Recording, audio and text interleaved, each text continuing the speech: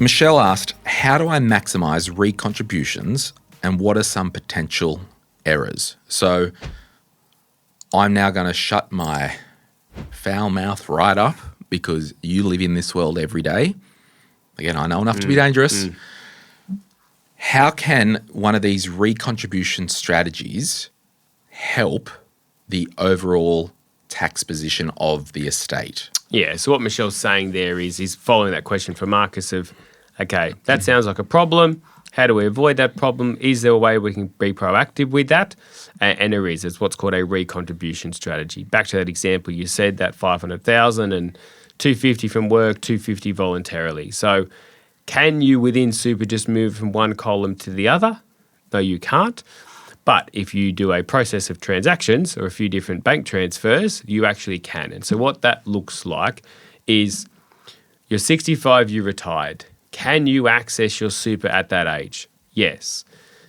You're alive, so any money you take out over the age of 60 is tax-free to you. So if I take out, and I might just use an easier figure today, call it $300,000. If I take $300,000 out of my super fund, I'm taking that out tax-free. The day I do that, I'm not paying any tax. And it comes out to me tax-free. It comes from my super fund to my personal bank account. If I then decide the next day, you go, you know what, that's probably better actually in my super fund, I'm going to redeposit that into my super fund. And I'll talk about certain limits and rules and some errors to make. But if you redeposit that back into your super fund, when that comes into the super fund, it's coming in as new money. And they're saying, well, where did this money come from? Oh, it came from my money in the bank. It's only been there for a day, but it's from the bank. Okay, that's actually a tax-free contribution. We'll put that in your tax-free column. So effectively there, you're moving it from the taxable column to the tax-free column. Not within the fund, you can't just fill out a form, but a bank transfer out to yourself, a bank transfer back into the super fund. So it has to be physically, it can't be a line item at the super fund? It can't be exactly. A paper entry or whatever? Yeah, it can't be a paper entry or a journal entry or accounting entry. It has to be a physical movement of cash, and that moves it from one way to the other, and it moves it across permanently. It doesn't you don't have to do it again later, but there are certain limits on how much you could or should take out, and there's definitely limits on how much you can put back in. Looking back, because I must say, I just love talking on this podcast. Like, I love hosting this podcast more than I love hosting Money. And it's multiple times smaller than the main show. But because there's so much intellectual juice with these strategies. And they're so jumping in that, they're tangible. That's why we specialise in retirement, is that we can take action with people today and fix things next week or next month, and it's tangible. So it's powerful. And this is where I think the value of advice is so amazing. And tell me if I've remembered correctly or if it sounds so crazy. Like, I think I remember doing a strategy with a client, and he was older, she was younger. They were retiring. I think we pulled a heap of money out of his super because he met the full release, almost put the full 300 or whatever the NCC cap was at the time back into his super, the rest put into hers, because she was a few years out from age pension, preservation age and all that. So we kind of killed two birds with one stone. I think I remember we did his super pension account was 100% tax-free. Yep. So if he died and she died prematurely, that portion of his money when he died would go to his kids tax-free. But the other advantage of ripping it out of his, stacking her deck, we've got more money into her super environment. She's younger. Because she's younger. And then also all playing at home, the reason why we do this with Centrelink. Because that asset, if you're below 67, you're not eligible. That is hidden from the Centrelink asset test if it's in accumulation. Yeah.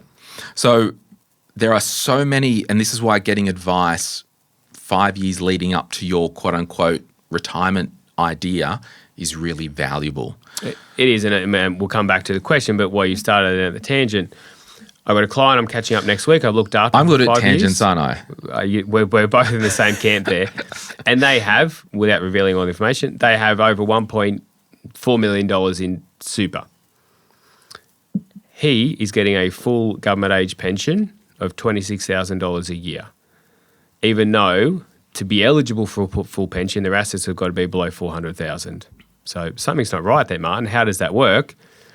We were proactive. They came to us. We worked together for a while, and we were moving money across for about 4 years in a row to load money into her super out of his super. So yes, their super's worth 1.4 million. His is worth about 300,000. Hers is 1.1. It's hidden from Centrelink at the moment. Centrelink don't care about her 1.1. So they're getting a full pension. I had a listener from the podcast speak with me earlier this year, and they're there. My partner's 68, I'm 65. Could we be hiding money to get it across? Potentially, but because of your wealth, you needed to start this 3 or 4 years ago. So there wasn't enough time to actually get enough out of his name into her name by the time she turned 67. So these strategies are valuable. They are tangible. The first client I mentioned, there's a 2.5 year gap. So that's $26,000 for 2.5 years. There's $70,000 of age pension there. But isn't financial advice too expensive? It doesn't pay for itself. No. Free rego, council rates discount, all that kind of stuff. Yeah, I think they're pretty happy. I'm pretty confident they've got value for what they're paying, let alone the investment markets, the rest of it. So, yes, value in strategies, but also importantly is if you want to retire tomorrow, don't ask what you need to do today. We do need to start this a few years out. So segueing back to this recontribution strategy, so you can see there moving some money in and out of super can reduce this. Now, these limits and rules do change, but as they stand today, you can take as much out of super as you want, but you can only put back in $120,000 as a voluntary contribution per year. If you want to, you're allowed to do what's called a bring forward and use 3 years at once.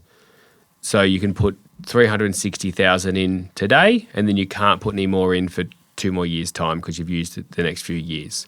So what that would allow someone to do, if they had a balance of $360,000 that was all taxable, you take the $360,000 out, you put it back in, you've turned that tax bill that your dependents might pay from $60,000 or $70,000 to zero.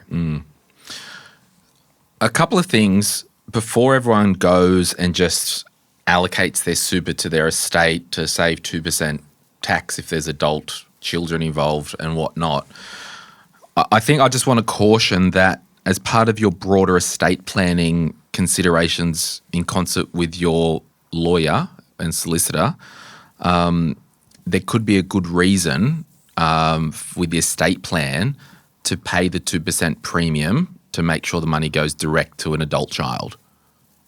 Yeah. So that's just, there could be blended we- family, and because one thing, I know if there was going to be something to challenge, the low-hanging fruit would be easy to challenge the estate than challenging a binding beneficiary. Yeah. 100%. Yeah. And I think, again, we'll come back to Michelle, the mistakes we see. It goes in that broader planning. It's not just about the tax, it's broader planning. But also on that point, and again, stay on the line we're at, if I'm 65, I can solve that problem, I might as well do so. But because of those limits, if I've got $1 million in there, I probably can't do so. If I'm already 76 and I can no longer put it back in, what do I do? And so I suppose that's some future planning of, do you leave it to your partner or your dependent? Well, at least that's going to avoid the tax. I had a conversation a couple of weeks ago with some clients we look after who are in their 80s and they have a very large taxable portion on a very large super balance. And they're very switched on, and we're transparent and explain, well, we can't do this recontribution strategy because you're too old to put it back in. And we came to the agreement, well, at the moment, we're both alive. So if something happened to one of us, it goes to the other tax-free. When one of us passes away, that's when we will need to up the ante. Now, again, can we do a recontribution strategy? No. So how do we solve for that? Is that you forward plan, a future plan, you keep it in there for as long as possible, but not for too long. Because if I know I'm going to pass away in a month, which you don't always know, but if I take that out while I'm alive, that saves the tax. Now, you don't always know that, unfortunately, but It's the old joke of the defined benefit pension when you're on the deathbed in the hospital. Get someone to move your hand and sign that cash out bit of paper in action today. to get that. And so we joke about that, but I remember going to a conference a few years ago and they basically said that people over the age of 70 with about 60% confidence do know when they've got 12 months or less to live. That there's often a health event, a diagnosis, people see the decline and or family might see the decline. So if you're listening to this as a 55-year-old and mum and dad are in their 70s or 80s, knowing this, I'm not saying an 80-year-old should go and pull their money out of super today. We're not giving that advice. But when we talk to our clients, when we ask them about their health, when we talk to their kids, we ask them about the health so that they know, hey, every year that dad keeps this in his pension, he's saving a lot of tax because it's tax-free. He's saving 50 grand a year by not pulling it out. But if it's still in there when he passes away, we might pay 300,000. All right, we need to make a decision at some point. So we often do that if people move into aged care or something like that. I've got a client, we did that again earlier this year. She's 87. She's moved into aged care. She had a substantial balance in super, about $2 million. Did the power of attorney execute that? Yep. Yeah. About $2 million in pension phase. More than half of that was taxable. So we're looking at a 200 grand tax bill. Now, if she pulls that out and we put that into another investment product, in this case, an investment bond, in different situations, there's different products you would use. We've eliminated that $200,000 tax. She's going to pay more tax on that investment bond than if she kept it in pension phase, but that equates to probably 20 or 30 grand a year in tax versus saving 300 or 200 or 300,000. And so I suppose we're just making that assumption that she's not going to live for another 8 or 9 years, but at least that tax is sorted. Yeah. So there is recontribution strategy does solve it, but also planning and being proactive. Yeah, if you get a terminal diagnosis and you don't have a spousal partner and you've got adult kids and you do have significant wealth in your super, there is that argument. It's like, okay, do we, line the ducks up, make sure we're a power of attorney in, because it's not all about the money, but if we can do some practical things to not pay 300 grand in tax, I'll do it. Then we do, yeah. I think it is just that. And the other proceeded caution there is what we're talking about is if you've decided, my pension will go to this beneficiary, but my will go to that beneficiary. If you pull that out of pension fund a month before you die, beneficiary B, that's going to be in your will. Versus beneficiary A might go, okay, I'll get your pension, that's worth $2 million. They can have the house worth $2 million. So the will says pay all of my personal assets to beneficiary B. Yeah, you could cock it up. I'll put the cash in the bank to save the tax. Beneficiary A is getting nothing because there's nothing left in the pension fund. And that's why I would imagine you'd looked at the investment bond because that gives certainty of the beneficiary. Of the will. It sits outside the estate again. So there are some practical planning things there to do leading up to retirement, in retirement, and post-retirement. But remember, to the skeptics, financial advice is unaffordable and there's no value.